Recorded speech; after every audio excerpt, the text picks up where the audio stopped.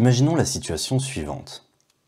On s'intéresse à un astronaute qui tombe à l'intérieur d'un trou noir sphérique, autrement dit un trou noir de Schwarzschild. Donc, le trou noir de Schwarzschild est une sphère statique à l'intérieur de laquelle se trouve un point, une singularité centrale, et l'astronaute qui va tomber dans le trou noir, à un moment va franchir l'horizon des événements, et puis tomber inéluctablement vers la singularité. Alors, à partir de l'horizon, l'astronaute peut avoir de multiples trajectoires différentes. Donc, il peut avoir des trajectoires plus ou moins sinueuses vers le centre, une trajectoire directe par exemple, ou une trajectoire qui tourne autour du trou noir, autour du centre. Mais l'astronaute n'a pas le choix, il est forcé de tomber en un temps fini jusqu'au centre. Et ce qui va nous intéresser dans cette vidéo, c'est de calculer la limite, le temps maximal que met l'astronaute à atteindre le centre. Pour résoudre ce problème, on va utiliser les coordonnées et la métrique de Schwarzschild. Et donc la métrique s'écrit de cette façon, ds carré, l'intervalle d'espace-temps, est égal à moins c carré dt carré, facteur de 1 moins rs sur r, plus dr carré sur 1 moins rs sur r, plus r carré fois dφ au carré. Et ici les coordonnées sont t, r et φ. T étant une coordonnée temporelle qui correspond au temps d'un observateur très lointain, donc on peut imaginer une horloge portée par un observateur très lointain. T, c'est le temps, entre guillemets, que porte cet observateur lointain. R, c'est une coordonnée radiale qui permet, d'une certaine façon, de mesurer la distance par rapport au centre, par rapport à la singularité. Ici, la coordonnée de l'horizon en particulier est notée RS, c'est le rayon de Schwarzschild. La coordonnée du centre, c'est r égale 0, et plus l'observateur va tomber, plus l'astronaute tombe vers la singularité, plus sa coordonnée r diminue jusqu'à atteindre 0. Et enfin, φ, c'est simplement un angle qui permet de repérer l'astronaute autour de la singularité. Alors la première chose qu'on peut faire pour résoudre ce problème, c'est de réaliser que l'astronaute est fait de matière, et donc une loi, entre guillemets, de l'espace-temps, c'est que tous les objets de matière se déplacent à la vitesse de la lumière. Alors bien entendu, l'astronaute ne se déplace pas à la vitesse de la lumière dans l'espace, mais il se déplace à la vitesse de la lumière dans l'espace-temps.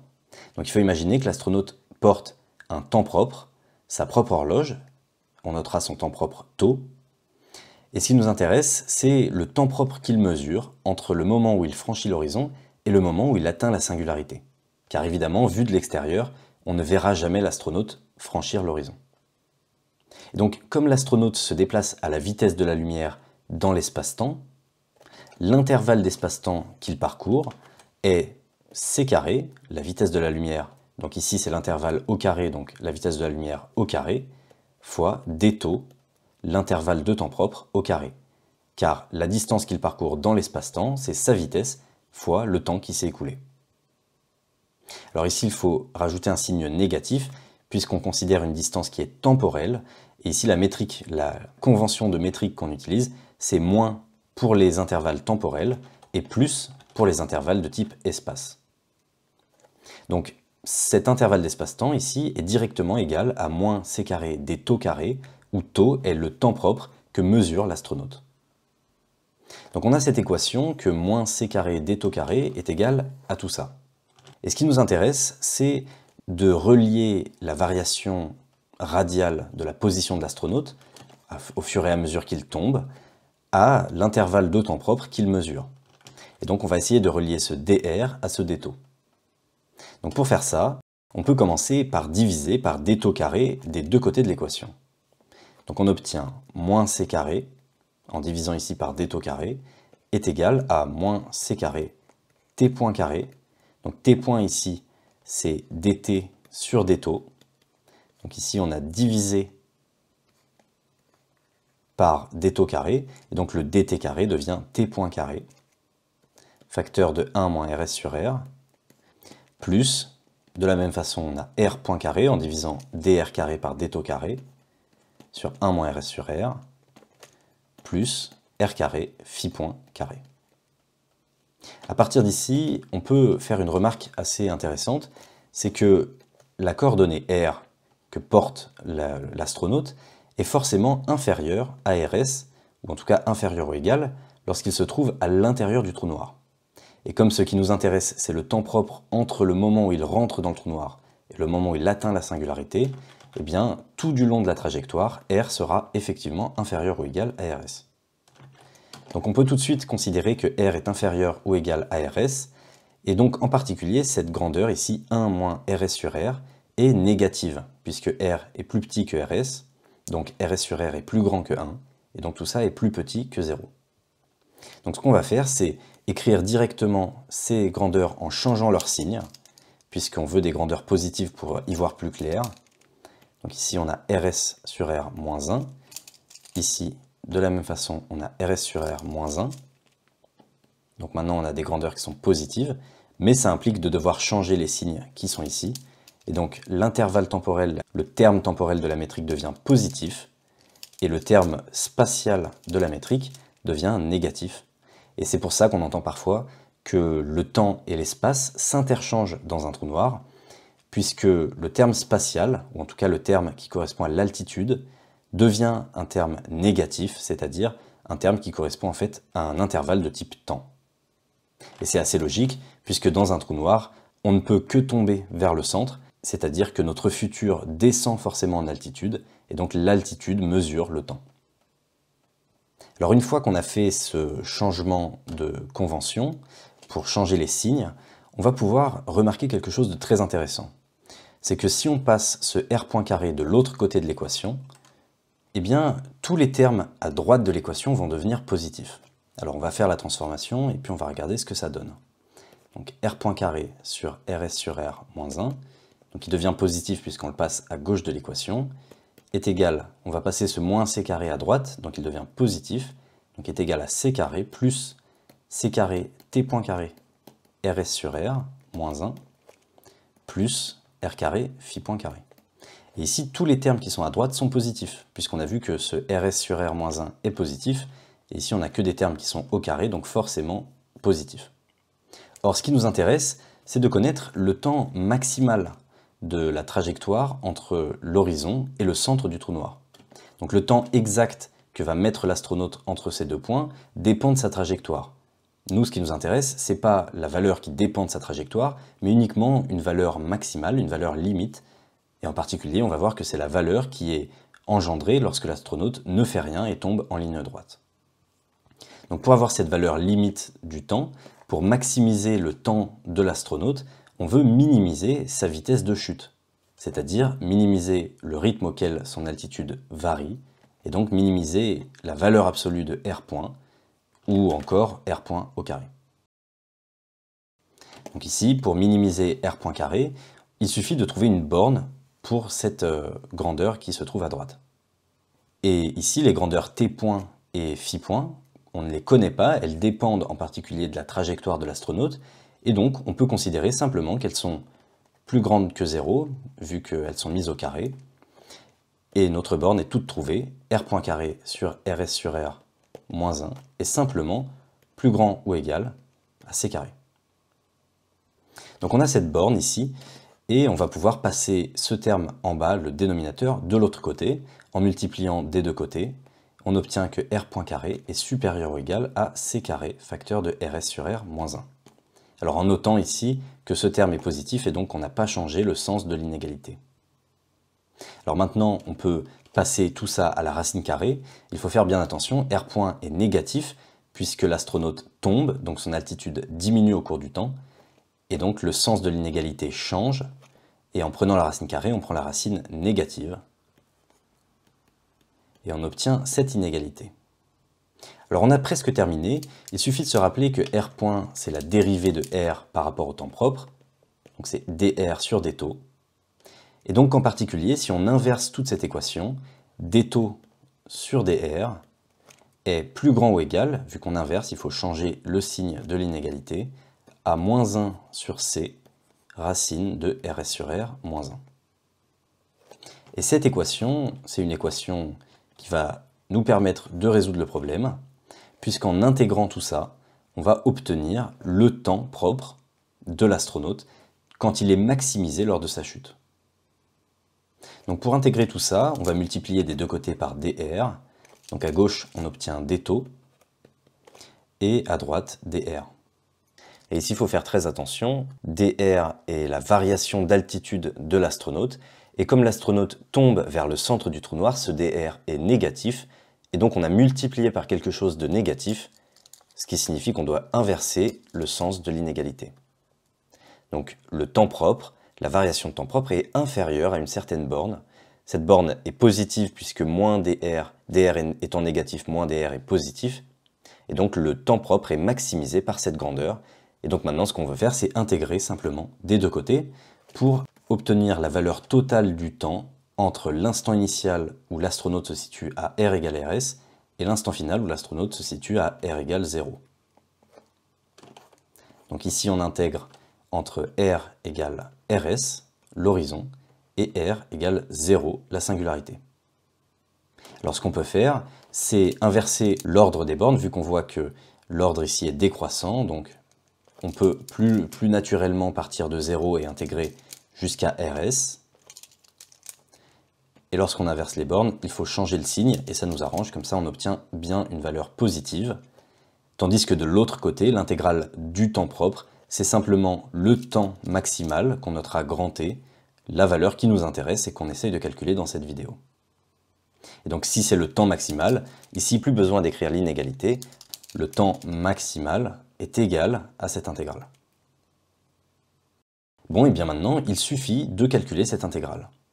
Alors pour calculer cette intégrale, on va commencer par faire un changement de variable qui paraît assez naturel. Alors je vais réécrire l'intégrale rapidement, et on voit que la seule variable qui intervient ici dans le dénominateur, c'est r divisé par rs. En particulier, on voit que le rs ici intervient un peu comme un facteur d'échelle, et que l'intégrale ne dépend pas de ce facteur d'échelle, elle dépend de r divisé par rs. Donc on peut poser une nouvelle variable, qu'on appellera u, qui sera définie comme r divisé par rs. Du coup, r est égal à u fois rs, et dr est égal à rs fois du. Donc ici, dr, on peut le remplacer par rs fois du. Le rs sur r devient simplement 1 sur u. Et il faut faire attention à bien changer les bornes. Donc lorsque r égale 0, on a bien u égale 0. Mais lorsque r est égal à rs, on a u égale 1. Donc la borne supérieure devient 1. Et ici, on a obtenu un résultat qui est assez intéressant, puisque rs et c sont deux constantes, donc on peut les sortir de l'intégrale, et on obtient rs sur c multiplié par une intégrale qui ne dépend plus d'aucun paramètre du problème. C'est une intégrale usuelle qu'on peut calculer. Alors pour calculer cette intégrale, on va utiliser une astuce qui est difficile à trouver quand on n'a pas l'habitude de ce genre d'intégrale. En gros, l'intuition qui se trouve derrière cette astuce, derrière ce changement de variable, c'est qu'on observe une racine carrée de quelque chose moins 1, ou de 1 moins quelque chose, et généralement, ceci rappelle les fonctions trigonométriques, puisqu'on a la propriété que cos carré plus sin carré est égal à 1, et donc en particulier que cos est égal à racine de 1 moins sin carré, et vice-versa. Donc on voit ici une forme qui rappelle un peu ce qu'on a dans notre intégrale. Alors l'idée la plus naturelle est de poser le changement de variable suivant. On va écrire que u est égal au sinus au carré de θ. Alors pourquoi sinus carré? Eh bien parce qu'ici on a u à la puissance 1 et on aimerait une identité trigonométrique et donc on aimerait un sinus carré ou un cosinus carré. Et pourquoi sinus? Eh bien tout simplement parce qu'ici on intègre entre 0 et 1 et le sinus entre 0 et 1 est une fonction injective. Alors c'est le cas aussi pour le cosinus carré, mais ici c'est simplement un choix arbitraire. Alors ici j'ai tracé le sinus, mais on intègre avec un sinus carré, donc le sinus carré a à peu près cette forme-là, entre 0 et 1. Et donc lorsque le sinus vaut 0, on a θ, donc ici c'est θ, ici c'est sinus θ au carré. On a θ qui est égal à 0. Et lorsque le sinus carré vaut 1, on a θ qui est égal à pi sur 2. Donc sur le cercle trigonométrique, on intègre entre θ égale 0, donc ici, jusque θ égale pi sur 2, ici. Alors lorsqu'on différencie cette équation, ce changement de variable, on obtient que du est égal à 2 sinus θ cosinus θ dθ. Donc ça, c'est la dérivée du sinus carré. Et donc on peut remplacer tout ça dans notre intégrale. Alors tout ceci est égal toujours à RS sur C, facteur de l'intégrale de 0 à pi sur 2 cette fois-ci, de 2 sinus θ cosinus θ dθ sur la racine carrée de 1 sur sinus carré θ moins 1. Alors là, ça peut faire très peur, on a une expression qui semble a priori beaucoup plus complexe que ce qu'on a au-dessus, mais on n'a pas fait ce changement de variable pour rien, c'est parce qu'il va nous simplifier la tâche. Ici, on va observer une identité trigonométrique. Alors, le moins 1 qui est ici, on va pouvoir le mettre sur le même dénominateur, donc on multiplie par sinus carré, et on obtient au numérateur 1 moins sinus carré. Et ça, lorsqu'on connaît nos formules trigonométriques, on identifie que c'est simplement cosinus carré de θ. Et c'est là que la magie opère. Le cosinus carré ici, bien, à la racine devient un cosinus normal. Alors ici, on a bien fait attention, on est bien dans le quart de cercle où le cosinus est positif, et donc pas besoin de mettre un signe négatif pour le cosinus.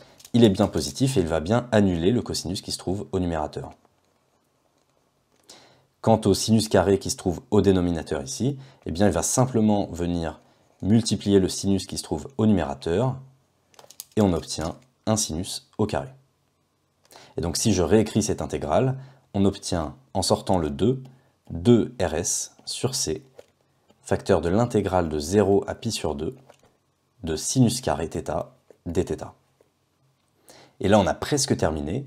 Le sinus carré de θ, donc c'est une autre formule trigonométrique, le sinus carré de θ, c'est 1 moins le cosinus de 2θ sur 2. Donc ça, c'est une formule qu'il est important de connaître lorsqu'on fait des intégrales de ce type, avec des sinus carrés ou des cosinus carrés.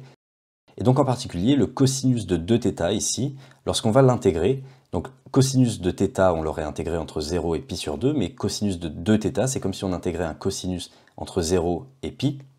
Et donc en fait, le cosinus ici est positif, et le cosinus ici est négatif. Donc chaque valeur positive du cosinus va être annulée par une valeur de l'autre côté. Ce cosinus-là, lorsqu'on l'intègre, est antisymétrique, et donc son intégrale va simplement s'annuler. Et donc d'intégrer un sinus carré entre ces bornes, c'est comme si on intégrait simplement 1/2. Et l'intégrale de 1/2 entre 0 et pi sur 2, c'est pi sur 4. Donc toute cette intégrale ici est égale simplement à 2RS sur C fois pi sur 4. C'est-à-dire pi RS sur 2C. On a obtenu notre résultat, la valeur de cette intégrale, c'est pi RS sur 2C. On pourrait s'arrêter là, mais on sait que le rayon de Schwarzschild est exprimable en fonction de la masse du trou noir. RS est égal à 2 fois Gm sur C carré. Ça, c'est une équation qui est assez fondamentale lorsqu'on s'intéresse au trou noir de Schwarzschild. M étant la masse du trou noir, G étant la constante de gravitation universelle de Newton, et C est toujours la vitesse de la lumière. Donc pour terminer, on peut écrire que Tmax est égal, donc ici on remplace RS par ce 2Gm sur C carré, les deux s'annulent, et on obtient pi Gm sur C cube. Et cette formule, c'est la formule finale qui nous donne le temps maximal de chute entre l'horizon et le point central d'un trou noir de Schwarzschild.